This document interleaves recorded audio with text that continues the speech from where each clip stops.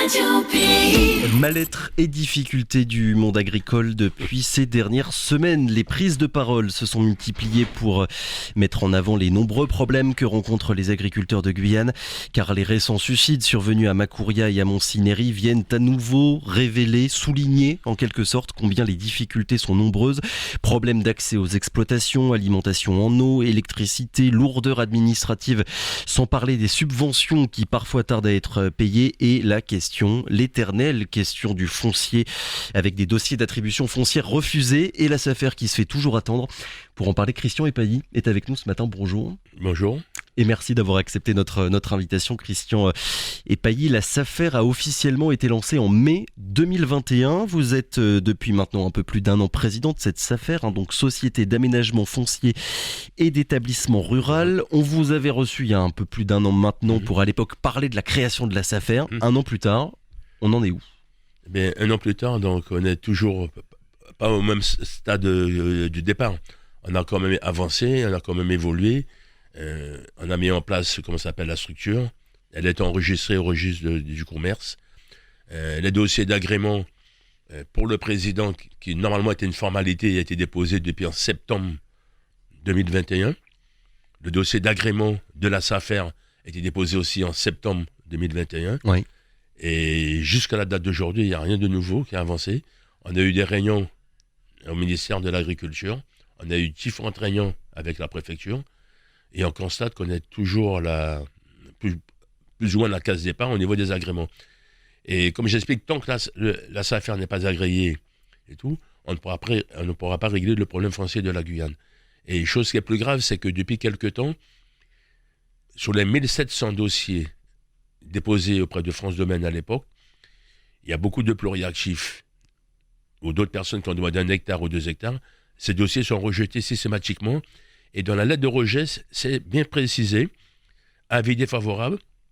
On vous demande de vous rapprocher des collectivités qui ont obtenu dans le cas des accords de Guyane du foncier, Oui. et de vous adresser à la SAFER de Guyane pour votre demande. Mais c'est quand même très grave, alors que de l'autre côté, on bloque la mise en place de la SAFER, on écrit aux gens, adressez-vous à la SAFER pour faire votre demande foncière. Donc, moi j'ai alerté, et puis pire, c'est que depuis quelques mois, il n'y a plus de commission d'attribution foncière qui se fait en présentiel, c'est-à-dire comme on faisait avant, on va donner notre avis en présentiel. Elle se fait en consultation écrite. Et ce qui veut dire, on donne notre avis, mais en réalité, on ne voit pas du tout ce qui se passe, et c'est la préfecture qui prend la décision finale. Et les dernières décisions qui ont été prises par les services de l'État, je tiens à le rappeler, quelqu'un qui a plus de 55 ans, c'est avis défavorable, incompatibilité avec l'agriculture. Un jeune agriculteur qui s'installe, qui sort du lycée agricole, avis défavorable, pas de diplôme agricole. Un jeune agriculteur qui a des diplômes, qui a de l'expérience agricole, je prends l'exemple des jeunes agriculteurs Hmong qui travaillent pendant de nombreuses années avec ses parents. Mais qui n'ont pas de diplôme. Ils ont un avis défavorable, pas de diplôme. Mais pire maintenant aussi, c'est que dans un couple, jusqu'à maintenant, il n'y a pas de cette problématique. Monsieur et madame pouvaient faire sa demande d'attribution foncière et avoir sa propre exploitation. Et maintenant, si dans le foyer, le monsieur fait une demande, la dame fait une demande, il y a une demande qui est rejetée, on demande à soit l'un l'autre de retirer une demande parce que dans le même couple, on ne peut pas avoir 2 demandes foncières. Mais ce changement-là, finalement, des critères retenus pour attribuer du foncier agricole, ça fait combien de temps maintenant qu'ils ont été modifiés ? C'était modifié il y a à peu près 4-5 mois. Moi, personnellement, en tant que président de la SAFER et président de la FDSEA, j'ai écrit à tous les maires de Guyane. J'ai remis ce courrier en main propre au président de la CTG et je constate jusqu'à ce jour, aucune réunion n'a été organisée pour régler cette problématique du foncier en Guyane, qui dépasse aussi la problématique, de la SAFER. Donc, mais nous, on a prévu, parce que comme personne ne bouge, on a prévu d'engager une procédure. Donc, moi, je ne parle pas de la SAFER, mais c'est de la FDSEA en tant que président, auprès du tribunal administratif. Vous allez déposer un recours ? On va déposer un recours. Le recours, il est prêt. Et je pense que cette semaine, on fera le nécessaire pour déposer le recours auprès du tribunal administratif pour faire annuler cette décision de la préfecture. Parce que c'est quand même le préfet qui prend la décision finale. Vous êtes en discussion d'ailleurs avec la préfecture justement sur ces conditions d'attribution qui ont été modifiées ? Non, mais pas du tout. Non. J'ai écrit au préfet. Je lui ai même demandé le procès-verbal de la réunion. Parce qu'il ne faut pas oublier que nous sommes membres de cette commission même si on a des voix consultatives, eh bien, il paraît qu'ils ont décidé qu'ils ne vont pas me donner le procès-verbal. Eh bien, on prendra aussi des procédures qu'il faudra à nouveau administration pour avoir le procès-verbal. Parce qu'on a quelques cas de personnes qui nous ont alertés qui sont adhérents chez nous, mais il y a beaucoup de gens, aussi bien sur l'Ouest que partout, ont reçu des avis défavorables parce que incompatibilité avec l'agriculture avec l'âge de 55 ans. Donc, on a un système de, je sais pas là, de dictature même de Gestapo. Et moi, je vais vous donner une anecdote. Et c'est la première fois que je donne l'information sur les médias. Allez-y. Je suis allé au lycée agricole. Écoutez bien, de Machichi. C'est pour sensibiliser les jeunes. C'est pour les encourager pour s'installer dans l'agriculture. Je suis allé en tant que président de la SAFER. J'ai reçu 70 élèves. Ils étaient émerveillés parce qu'ils n'avaient pas l'information. Pour les expliquer c'était quoi la SAFER. Et j'ai expliqué à ces jeunes du lycée agricole que ce sont eux qui sont prioritaires pour les attributions foncières au niveau agricole. Ce sont les jeunes qui sont formés par le lycée agricole. Mais vous savez pas la meilleure? 48 heures après, il y a les services de renseignement intérieur de l'État qui ont débarqué au lycée agricole. Ils ont demandé au directeur qu'est-ce qui avait invité le président de la SAFER au lycée agricole. Ils ont même obligé, ça c'est la première fois que je donne cette information, ils ont fait pression sur un des professeurs qui était présent dans cette salle, qui m'avait demandé s'il pouvait enregistrer la réunion. Mais moi je lui ai dit qu'il n'y avait aucun problème, c'est une réunion d'information pour les jeunes. Eh bien, ils ont obligé à ce professeur de remettre l'enregistrement de toute mon intervention au lycée agricole. Donc vous savez, moi je ne sais pas où on va, j'ai l'impression que c'était la Gestapo, il y a un gros problème qui se pose maintenant au niveau de la Guyane. On parle d'autonomie, mais il y a quand même un problème. Et je suis quand même relativement inquiet parce que vous vous rendez compte, je vais au lycée agricole voir des jeunes Guyanais qui sont censés s'installer dans le cadre de la SAFER agricole. Eh bien, les services de l'État débarquent, les renseignements intérieurs. Et pour quelle raison vous dérangez, Christian Epaigny? Je ne sais pas, parce qu'ils pensaient que j'avais été peut-être faire passer des messages négatifs auprès des élèves, mais moi, en tant que président de la SAFER responsable, j'essaie de motiver mes jeunes Guyanais à s'intéresser à l'agriculture parce que on parle sous vous des jeunes qui sont dans la délinquance, maintenant les jeunes Guyanais sont tous en train de faire des mules, faire la mule, à transporter de la drogue. De l'autre côté, on intervient pour sensibiliser les jeunes pour s'intéresser à l'agriculture. Et je vois un débarque au lycée agricole. J'ai trouvé que c'était quand même très grave ce qui s'est passé. On va faire une petite parenthèse d'ailleurs, Christian Epaigny. On l'a déjà dit, mais on va le répéter. La SAFER, tout le monde ne sait pas forcément ce que c'est. C'est quoi sa raison d'être finalement? À quoi ça servira une fois qu'elle sera pleinement efficiente? Parce que là, on le rappelle, pour l'instant, c'est une coquille vide, entre guillemets. Non. La SAFER, c'est l'outil indispensable de tous les départements français d'outre-mer. La SAFER existe dans tous les départements d'outre-mer. Les SAFER ont été créés il y a plus de 50 ans. 60 ans, La Réunion 50 ans. Vous vous rendez compte? Ça fait plus de 50 ans que les SAFER se créent. La SAFER a un rôle d'aménageur des terres agricoles, l'installation des agriculteurs, aménager. Souvent, on a bien vu des problèmes de suicide. Il y a beaucoup de gens qui ont des problèmes d'accès aux fonciers. Eh bien, le rôle de la SAFER, c'est d'aménager et installer, comme ça s'appelle, les agriculteurs. Et surtout aussi de préserver le patrimoine agricole. Parce qu'on le voit actuellement dans le département. Il y a des prix qui sont hallucinants. Hallucinants. Des gens qui ont eu des terrains gratuitement à l'époque du plan vert, qui vendent jusqu'à 1000 m² maintenant, 15 000 ou 20 000 euros la 1000 m², mais des trucs de fou. Et la SAFER a un droit aussi de préemption et de contrôle. La SAFER ne va pas préempter tous les terrains des gens, mais la SAFER aura un droit de contrôle. Ça veut dire quelqu'un qui a un terrain agricole et qui veut vendre son terrain, c'est une obligation d'avoir l'avis de la SAFER. Parce qu'aucun notaire ne peut signer un acte notarié si la SAFER n'a pas donné son avis. Et si l'acte est signé sur l'avis de la SAFER, c'est caduc, l'acte notarié. Donc la SAFER a un rôle très important, comment ça s'appelle, à jouer au niveau de la Guyane. Et de l'autre côté, c'est que, il ne faut pas oublier qu'une chose, c'est qu'une fois que la SAFER est agréée, et c'est là que ça pose le problème au niveau de l'État, l'État perd tous ses pouvoirs sur l'attribution foncière en Guyane. Le problème n'est pas le plus compliqué que ça. L'État ne veut pas lâcher le foncier, comment ça s'appelle. On a bien vu, il y a eu un colloque sur le foncier, tout le monde parle la terre au Guyanais, mais pour le moment, l'État ne veut pas larguer le foncier. Et la SAFER, c'est une structure qui a été mise en place. Et je pense que s'il y avait une pression plus forte de nos élus, moi je le dis, une pression plus forte de nos élus pour exiger au préfet, parce qu'il y a quand même des réglementations. J'ai écrit 4 fois au préfet. J'ai écrit aussi 3-4 fois au président de la CTG. Parce qu'il y a une commission qu'on doit réunir pour donner l'avis pour l'agrément de la SAFER et le droit de préemption. C'est la COSDA, c'est la Commission d'orientation et de développement agricole. Eh bien, jusqu'à maintenant, cette commission ne s'est jamais réunie pour donner l'avis sur l'agrément de la SAFER. Et pourtant, on reviendra évidemment sur la partie qui concerne uniquement la collectivité, la CTG, mais sur les services de l'État. Je vais reprendre les déclarations de la préfecture. Les services de l'État disent qu'ils sont pour la création de la SAFER, pour mettre à disposition des terres. Il y a un double discours du coup de leur part. Non mais il y a un double discours. Et moi je vous dis, ce matin je vais vous amener que de nouvelles informations. Allez-y. J'ai un document confidentiel où il y a une réunion au ministère de l'Agriculture. Et moi, Parce que d'ailleurs, l'agrément dépend du ministère de l'Agriculture. Oui. Eh bien, ils ont fait une réunion au ministère de l'Agriculture. Et moi, je vous le dis, moi, j'ai rien à cacher, moi. Il y avait le président national des SAFER, M. Yes. Il y avait Mme Kozal, la directrice des SAFER. Et M. Loskos, qui était l'un des responsables qui a mis en place la SAFER en Guyane. Il y avait avec M. Marc Tranchard, délégué interministériel de l'Agriculture pour l'Outre-mer. Et en visioconférence. Et là, je l'annonce. Donc, certains pourront dire, M. Payet calomnie tout, mais je leur ai dit de faire très attention parce que j'ai des documents, moi. Il y avait le secrétaire général de la préfecture, qui est actuellement en place, en visioconférence, et avec le directeur de l'agriculture de la forêt.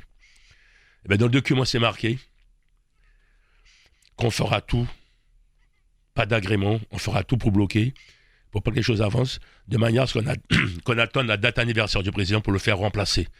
Donc, il y a un problème de personne finalement de leur part avec le fait que vous présidiez la SAFER. Oui, parce que il y a un problème de personne, mais il y a un problème aussi de pouvoir que l'État va perdre. Et le problème, c'est qu'il disait qu'on attendait ma date anniversaire. Mais ce qui est relativement grave, c'est que même les fonctionnaires de l'État, ils n'ont jamais regardé les statuts de la SAFER correctement. Ils disaient qu'à partir du 7 novembre, c'était ma date anniversaire, que le président n'est pas, il faut le remplacer. Et ils ont même dit dans le document qu'on va demander aux collectivités, donc j'attends de voir quelle collectivité qui va prendre la décision, de réunir 5% des actionnaires pour convoquer une assemblée générale pour remplacer le président. Donc on est au stade actuellement. Donc je vous dis, ce matin, vous avez quand même pas mal d'informations, mais je dis c'est quand même relativement grave. Avec toute cette problématique, on n'installe plus personne, il n'y a plus d'attribution de commissaire d'attribution foncière. Et le préfet l'a annoncé dernièrement en Corse-Da, mais heureusement que je n'étais pas là, que de toute façon, la SAFER de Guyane, le seul rôle qu'elle va avoir, c'est d'acheter des terrains et vendre des terrains. Elle n'aura pas l'agrément. Mais je ne sais pas si c'est vrai, mais on m'a rapporté ça lors de cette réunion, mais j'ai dit que c'est quand même relativement grave. Ce serait légalement, juridiquement possible de limiter en quelque sorte les pouvoirs de la SAFER? C'est pas du tout. Mais moi, ce que je reproche, c'est au niveau de certains élus, des grands élus, on avait quand même les moyens de pression au niveau de Paris pour exiger quand même à l'État l'agrément de la SAFER. La SAFER, c'est pas M. Payet, ça concerne tous les Guyanais. Et jusqu'à maintenant, c'est toujours pas fait. Donc moi, j'attends de voir. J'ai fait certaines démarches, donc comment ça s'appelle, j'attends. Mais il faut reconnaître, c'est quand même compliqué. Il y a une forte pression qui est faite de manière à ce que je quitte la SAFER. Mais moi, je n'ai pas quitté la SAFER, moi j'ai été élu, moi. Donc tant que je peux rester dans cette structure, parce que moi, ce qui m'intéressait, c'est de mettre en place l'outil, préparer la relève et puis après partir, parce qu'on n'est pas éternel, comme je l'ai dit. Et normalement, je devrais partir d'ici 1 an. Donc, je ne comprends pas pourquoi on freine, on fait tout ce truc-là pour bloquer un homme, et finalement, on bloque comment ça s'appelle, l'ensemble de la Guyane. Mais on, c'est qui? On freine, c'est qui, finalement? Mais je vous dis... Il y a un manque de soutien de la part des élus, de la part de la collectivité, de la part des maires, et une difficulté, je ne trouve pas d'autres mots, de la part des services de l'État de freiner finalement tout. Non, parce qu'au niveau de la SAFER, comme je dis, c'est le plus bel outil. Il y a tous les élus guyanais sont dans la SAFER. Là, il ne faut pas l'oublier, ça. Oui, dans le conseil d'administration, il y a beaucoup de personnes, dont des représentants il y a la évidemment CACL, de la société. Oui. Il y a la CCEG, la CACL, c'est M. Libox, représentant M. Smog. Il y a la CCEG, donc M. Georges Elfort. Il y a M. Ringuet de la mairie de Kourou. Il y a M. le maire de Papaïchtan, Jules Deilly, qui représente la CCEG. Il y a toutes les collectivités qui sont représentées. Et il faut reconnaître, il y a aussi, j'ai oublié, il y a la collectivité régionale. Mais ce qu'il faut reconnaître actuellement, moi je peux le dire, moi, j'ai rien à cacher. J'ai quand même un appui, un soutien quand même important du maire de Kourou, du président de la CCDS. J'ai aussi un soutien, comment ça s'appelle, de M. Smoke, de la CACL, et de M. Georges Elfort. Donc je reconnais, contrairement à ce qu'on raconte, que tous les yeux guyanais sont contre M. Payet, c'est archi faux. J'ai quand même le soutien de ces gens-là. On a quand même l'impression, encore une fois, de retrouver les vieilles tensions politiques qu'on a l'habitude de voir en Guyane. Oui, et puis c'est compliqué, c'est très compliqué, parce que il y en a qui se supportent pas entre eux, et finalement, dans tout ce truc-là, c'est les uns qui payent les pots cassés des erreurs. Donc c'est quand même dommage, on regarde pas l'intérêt général dans toute cette institution. Moi je dis la SAFER, c'est un très bel outil, qui peut bouleverser totalement les installations, le développement agricole de la Guyane, Mais pour le moment, tout est bloqué. Parce que la SAFER de Guyane n'est pas la même chose que la SAFER de France et des DOM. Sur quel point d'ailleurs sur le les deux foncier. diffèrent, oui. Sur le foncier. Parce qu'en métropole, c'est du foncier privé qu'il y a. Tandis qu'en Guyane, c'est l'État. L'État détient 90% du foncier. Et l'État ne veut pas larguer son foncier.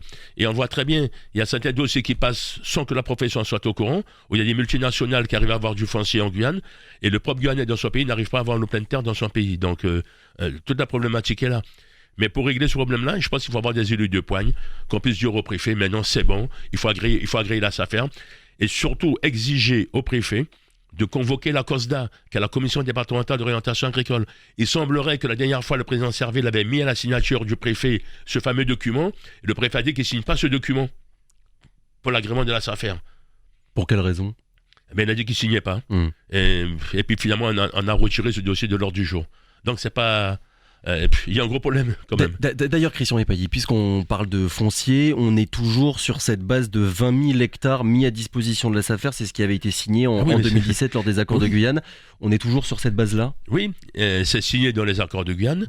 Ces 20 000 hectares sont dans le capital de la SAFER. Ouais. Ça y est, ça c'est fait. Elles appartiennent à la SAFER? Non, mais pour le moment, la SAFER n'est pas agréée. Oui. C'est ça la problématique. On revient au problème. Comme la SAFER n'est pas agréée, on ne peut pas avoir les 20 000 hectares. Mais les 20 000 hectares sont actés dans les accords de Guyane. Et la problématique de l'État, c'est ça. Et les 20 000 hectares, ce n'est pas l'État qui doit choisir pour nous les 20 000 hectares. C'est la problématique que j'ai eue il y a quelques mois avec l'État. On me choisissait des terrains à Saül, à Wanari. Mais moi, il y avait des priorités quand même autres. Je ne dis pas que la SAFER ne s'intéresse pas. Mais nous, ces 20 000 hectares seront choisis avec les maires. C'est pas l'État qui va choisir. Mais ça, c'est pas encore fait du coup, pour savoir quelles terres finalement vont être rétrocédées. Non, mais nous, on le sait, nous. Ah. Nous, on le sait. Parce qu'on a quand même les plans d'occupation des sols de certaines collectivités. On sait où sont les terrains agricoles. Les 20 000 hectares, on sait où ils sont. Mais ça va être décidé en accord avec les maires. Parce qu'on ne va pas choisir du terrain agricole dans des communes sur l'accord du maire. Mais on connaît quand même les zones qui sont propices à l'agriculture. Et en plus, dans le cas de la SAFER, on a prévu aussi, parce que moi, en tant que professionnel, il y a quand même des zones dans certaines communes. Moi, je peux le dire à Montigny ou ailleurs, où il y a des associations de pluriactifs qui sont installées. Eh bien, il y a des gens qui n'ont toujours pas leur régularisation. Et normalement, je l'avais prévu, et moi, c'est dans toutes mes déclarations, qu'une fois que la SAFER est agréée, on devrait récupérer aussi ces terrains-là de l'État pour régulariser tous les gens installés sur ces parcelles d'1 hectare ou 2 hectares. Mais du coup, est-ce que ça veut dire qu'il y a encore des négociations avec les services de l'État pour savoir quelles terres précisément seront rétrocédées, ou bien ça s'est fait? Non, mais pour le moment, il n'y a pas de discussion avec l'État. Tant qu'il n'y a pas l'agrément, en fait, il n'y a pas de discussion sur quelle terre? Non, c'est pas ça. C'est qu'on me reproche de ne pas discuter avec l'État. Mais attendez, le directeur de l'agriculture et la forêt, je l'avais invité au conseil d'administration de la SAFER. Il m'a dit, Monsieur le Président, on veut travailler avec vous, faire avancer le dossier. Eh bien, moi, j'ai un courrier, j'ai une très belle lettre que j'ai envoyée à M. Poncé, le directeur de l'agriculture de la forêt. J'ai dit, M. Poncé, je vous remercie beaucoup de votre collaboration et tout. Donc, on est prêt à discuter avec vous pour faire avancer le dossier de la SAFER. 2 jours après, il appelle la SAFER pour dire qu'il a reçu les ordres du secrétaire général de la préfecture. Aucune collaboration avec la SAFER. Donc, vous savez, c'est facile de dire que c'est M. Epailly qui ne veut pas collaborer avec l'État et tout.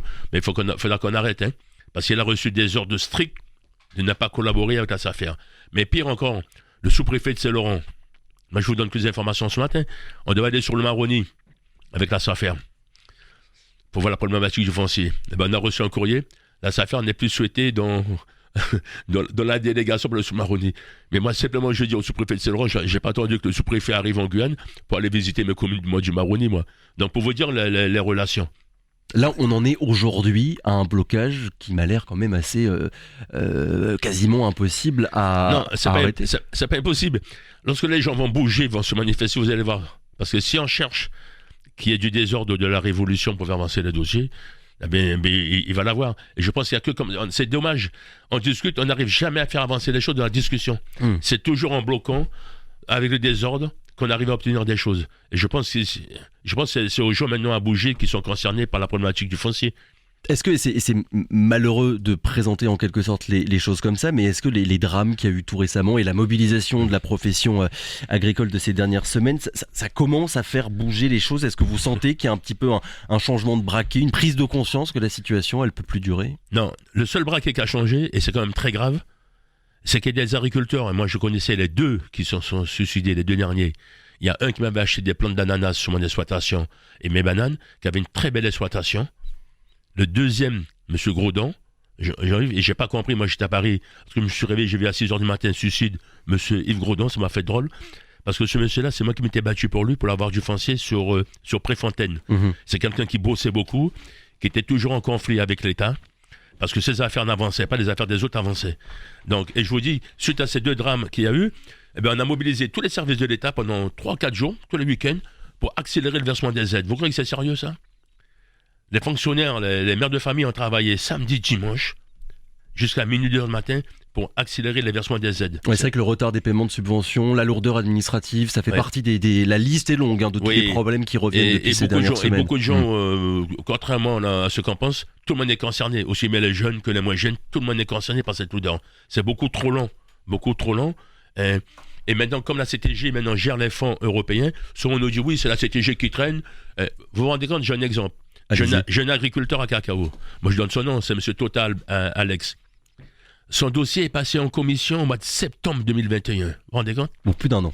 Plus d'un an. Jusqu'à maintenant, il n'a toujours pas reçu l'avis pour lui dire que son dossier a été validé, a eu l'avis favorable en septembre 2021.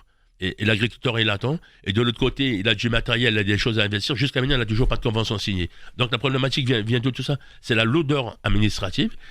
Et je vous dis, si vous êtes bien avec certains fonctionnaires, on ne va pas donner de nom. Il y en a, le dossier arrive avant son problème. Mais c'est pas tout le monde. Mais vous parlez de clientélisme à ce niveau-là. C'est ça. Et c'est ce que je reproche souvent au niveau de la DAF. On me dit d'écrire. Il y a un moment, on écrit, on ne répond pas. Et je vous dis, il y a souvent aussi des règlements de compte. Vous savez, il y a près de 3000 agriculteurs. Mais c'est bizarre, à chaque fois, c'est toujours moi qui ai tiré au sort pour les contrôles. Souvent, c'est chaud. Il me manquait 600 mètres carrés de bananes, parce que j'ai une machine qui est en panne, je ne peux plus le nettoyer. On m'a foutu 3 000 € de pénalité. Dernière précision, Christian Epaillé, parce qu'il est déjà 7h31. Quand vous avez reçu l'an dernier, je me souviens, vous nous aviez dit « ça y est, c'est bon, l'agrément, on l'aura d'ici quelques semaines, quelques mois ». On est en décembre 2022. Là, ce matin, c'est impossible de savoir combien de temps il faudra encore attendre avant que les choses avancent enfin et soient enfin réglées. Non, ce qu'on peut dire, c'est une histoire de traquenard. Moi, je vais vous le dire. J'ai un document devant moi. C'est la première fois que je le sors. D'un cabinet d'avocats de métropole, où tous les gens qui sont contre la SAFER en Guyane, et même M. Yes, comme surprise, comme le président national de la SAFER, ils ont fait enregistrer la SAFER de Guyane, le logo, l'enseigne SAFER de Guyane, qui a été enregistrée en métropole, sans même l'avis de la SAFER de Guyane. On nous dit, oui, il faut que la SAFER de Guyane, pour être adhérent de la FN SAFER, il faut qu'elle soit agréée, mais eux, ils ont déjà protégé notre logo, ils ont pris la propriété de notre logo. Donc, lorsqu'on me dit que si M. Epaillé reste président, on ne pourra pas travailler avec la SAFER de France, c'est quand même bizarre. Ils ont déjà protégé notre logo, déjà. On vous réinvitera évidemment, Christian Epaillé, pour faire le point sur l'évolution de ce dossier épineux, et c'est le moment de le dire. Merci encore en tout cas d'avoir été avec nous ce matin. Je le rappelle donc, président de la Société d'aménagement foncier et d'établissement rural. Très bonne journée à vous. Radio Pays.